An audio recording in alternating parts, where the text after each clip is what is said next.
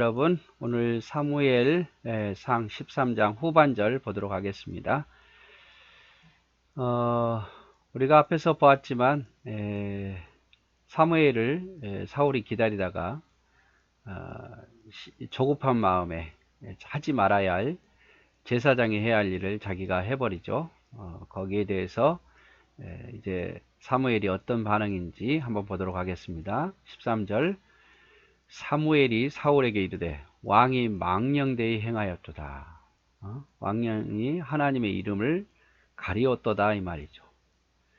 지금 하나님 앞에 간절히 기도해도 부족할 판에 왕이 하지 말아야 할 하나님의 명령과 법도에 어기는 일을 했다 이 말이죠. 왕의 하나님 여호와께서 왕에게 내리신 명령을 지키지 아니하였도다. 그리하였더라면 여호와께서 이스라엘 위에 왕의 나라를 영원히 세우셨을 것이거늘. 하나님의 명령대로 하지 않았단 말이에요. 왕이 해야 할 일이 있고 제사장이 해야 할 일이 있고 왕이 하지 말아야 할 일이 있는데 왕이 하지 말아야 할 일을 했단 말이죠.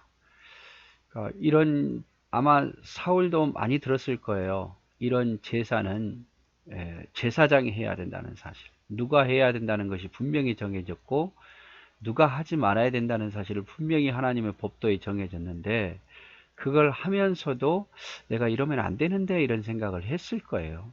그러네 워낙 블레셋 군대들이 많고 그리고 이스라엘 군인들은 있는 군인마저도 도망치고 두렵고 숨고 이런 마음이 생기다 보니까 에이 모르겠어, 나도 몰라, 이렇게 한다 하나님 이해하시겠지 하면서 해버린 거죠.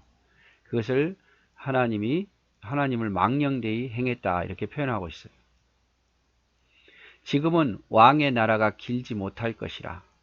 여호와께서 왕에게 명령하신 바를 왕이 지키지 아니하므로 여호와께서 그의 마음에 맞는 사람을 구하여 여호와께서 그를 그의 백성 지도자로 삼으셨느니라 하고, 당신의 나라는 길지 못할 거다. 당신의 나라는 길지 못할 거다. 그래서 아들에게 이어지고 손자에게 이어지고 그러지 못할 거다 이 말이죠. 그래서 왕이 하나님의 명령을 지키지 아니하므로 하나님께서 맞는 사람을 다시 구하여서 그를 왕으로 삼으실 거다 이 말이죠. 그래서 왕이 망령되이 행하였도다. 여호와의 명령을 지키지 아니했다 이렇게 이야기한 거죠. 왕의 나라가 길지 못할 것이고 하나님의 마음에 맞는 새로운 왕을 세우실 거다 이렇게 이야기를 하는 거예요. 15절 사무엘이 일어나 길갈에서 떠나 베냐민 기브아로 올라가니라. 사울이 자기와 함께한 백성의 수를 세어보니 600명 가량이더라. 자, 처음에는 2000명이었죠. 2000명이었는데 이제 600명밖에 안 남은 거예요. 지금 사무엘이 그렇게 이야기하고 간 것을 들었겠죠. 그러니까 더 자신감이 없어지고 이제 이 600명을 가지고 블레셋과 싸워야 되는 그런 상황이 됐습니다. 사울이 그의 아들 요나단과 그들과 함께한 백성은 베냐민 게바에 있고 블레셋 사람들은 믹마스에 진쳤더니, 노략군들이 세대로 블레셋 사람들의 진영에서 나와, 그래서 이 노략군들은 블레셋 군인들을 말하는 거예요. 블레셋 군인들이 진영에서 나와서 세대가 나오는 거예요. 그래서 한 대는 오브라 길을 따라서 수알 땅에 이르고 한 대는 벳호른 길로 향하였는데 한 대는 광야 쪽으로 스보임 골짜기에 내려다 보이는 지역 길로 향하였더라. 그래서 본지는 두고 거기서 또 세대를 나누어서 이곳저곳을 정복해 가는 거죠, 블레셋이. 그때에 이스라엘 온 땅에 철공이 없었으니 이는 블레셋 사람들이 말하기를 히브리 사람이 칼이나 창을 만들까 두렵다 하였습니다. 그래서 그나마 숫자도 엄청 적은데 무기도 제대로 없었다 이 말이죠. 철공이 없었다. 다 이 철공이 있으면 잡아갔겠죠, 블레셋이. 그래서 창이나 칼을 만들 사람도 없다 이 말이죠. 결국엔 창칼도 없다는 거예요. 온 이스라엘 사람들이 각기 보습이나 삽이나 도끼나 꽹이를 만들려면, 벼리려면 블레셋 사람으로 내려갔더라. 칼은 고사하고 농사 짓는 삽이나 도끼나 곡괭이를 만들려 해도 이렇게 철공이 없으니까, 대장간이 없다 보니까 그것까지 가서 이것을 만들어 왔더라 이 말이죠. 곧 그들이 꽹이나 사피나 쇠스랑이나 도끼나 채찍이 무딜 때에 그리하였으므로, 무디어져도 또 이게 대장간에서 해야지 일반 사람들은 못하잖아요. 불이 있어야 되니까. 싸우는 날에 사울과 요나단과 함께한 백성의 손에는 칼이나 창도 없었고 오직 사울과 그의 아들 요나단에게만 있었더라. 블레셋 사람들의 부대가 나와서 믹마스의 어귀에 이르렀더라. 그래서 사울과 그의 아들에게만 칼이나 창이 있고 일반 백성에게는 없었다 이 말이죠. 왕이니까, 왕의 아들이니까 어디서 이걸 구해 왔겠죠. 이 정도는. 근데 다른 백성들은, 다른 군사들은 창이나 칼도 없고 뭐 도끼나 뭐 이런 걸 가지고 싸웠겠죠. 아니면 물맷돌을 가지고 싸우든지. 싸움이 안 되는 거예요. 싸움. 사울왕이 정말 애를 썼으나 사울왕을 처음에 따른 자가 2,000명, 나중에 600명으로 들죠. 블레셋은 또 세대를 나누어서 다른 곳을 정복해 가고, 그만큼 이스라엘이 지금 어려운 상황에 처했다 이 말입니다. 네, 시간이 아직 많이 남았으니까 14장도 조금 보도록 하겠습니다. 14장 1절입니다. 자, 이런 상황 속에서 창과 칼은 사울과 요나단밖에 없고 백성들은 무기도 제대로 없고 그마저도 사울에게는 600명밖에 남지 않았어요. 근데 요나단 쪽에 이제 1000명의 군사가 있잖아요. 그래서 하루는 사울의 아들 요나단이 자기의 무기를 든 소년에게 이르되 우리가 건너편 블레셋 사람들의 부대로 건너가자 하고 그의 아버지에게는 아뢰지 아니하였더라. 그래서 요나단이 용기를 내는 거죠. 소년 하나를 데리고 와서 블레셋으로 건너가서 우리가 그들을 치자. 2명이 쳐봐야 뭐 얼마나 치겠습니까마는, 그러나 용기를 가지고 하나님이 함께하면 이 2명이어도 그들을 이길 수 있다는 마음을 가지고 선택한 거죠. 그리고 사울에게는 아뢰지 않았습니다. 왜냐하면 그렇게 하면 어리석다라고 사울왕이 말할 것이니까. 자, 사울이 기브와 변두리 미그론에 있는 석류나무 아래에 머물렀고 함께한 백성은 600명이었더라. 600명밖에 안 남았죠. 자, 아히야는 에봇을 입고 거기 있었으니 그는 이가봇의 형제 아이두베 아들이요 비느하스의 손자요 실로에서 여호와의 제사장이 되었던 엘리 증손이었더라. 백성은 요나단이 간주를 알지 못하였더라. 그때의 사울왕 때의 제사장이 바로 아히야, 대제사 아히야였다 이 말이죠. 그래서 엘리의 증손이기도 하고, 그래서 이때까지 엘리의 후손들이 대제사장의 역할을 하는 거죠. 자, 요나단이 블레셋 사람들에게로 건너가려 하는 어기 사이에 이쪽에는 험한 바위가 있고 저쪽에도 험한 바위가 있는데 하나의 이름은 보세스요 하나 이름은 세네라.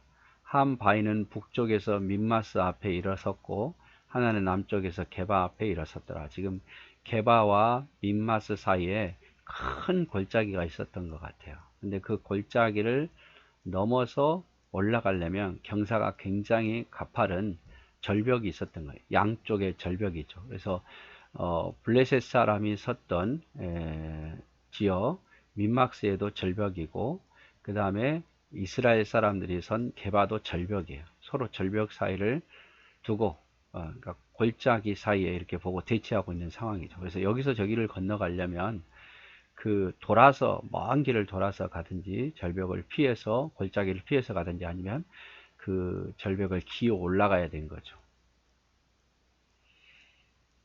요나단이 자기의 무기를 든 소년에게 이르되 우리가 이 할례 받지 아니한 자들에게로 건너가자. 여호와께서 우리를 위하여 일하실까 하노라. 여호와의 구원은 사람이 많고 적음에 달리지 아니하였느니라. 자, 요나단이 자신감을 가질 수 있었던 것은 이들은 할례 받지 않는 백성이 아니냐. 하나님께서 우리를 위해서 일할 수 있을 것 같다. 여호와의 구원은 사람이 많고 적음에 있지 않다 하면서 두 사람이라도 하나님이 우리와 함께하면 우리는 이길 수 있다. 저쪽은 하나님 백성도 아니고 할례 받지 않는, 하나님을 섬기지 않는 백성, 우리는 하나님을 섬기지 않느냐. 그래서 우리가 믿음으로 가면 하나님이 이 두 사람이라도 우리를 이길 수 있게 하실 거다라는 자신감으로 건너죠.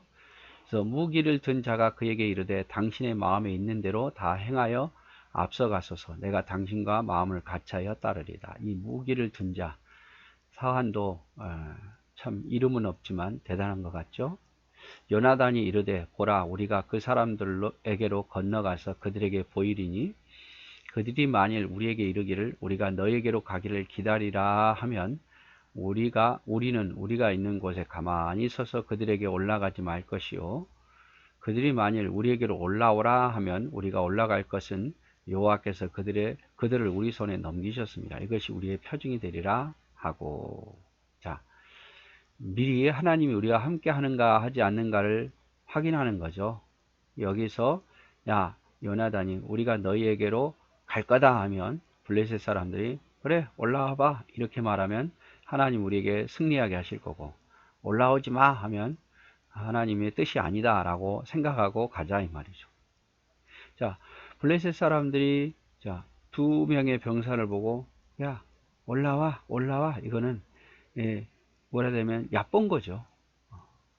얕보는 마음을 가지고 있으면 하나님 뜻이라고 생각하고 올라가고, 야 올라오지 마 우리를 두렵게 생각한다면 우리는 거기에 가지 말자, 이건 하나님 뜻이 아니다 이렇게 한 거예요. 그래서 두 사람을 블레셋 사람들이 보고 경비대가 보고 올라오라 하면 하나님이 우리에게 승리를 주실 것이고 올라오지 말라 하면 하나님의 뜻은 아니다 이렇게 판단하고 간 거죠. 그래서 요나단이 자기의 무기를 든 소년에게 이르되 우리가 할례 받지 않는 자들에게로 건너가자. 유명한 말씀이죠. 여호와께서 우리를 위하여 일하실까 하노라.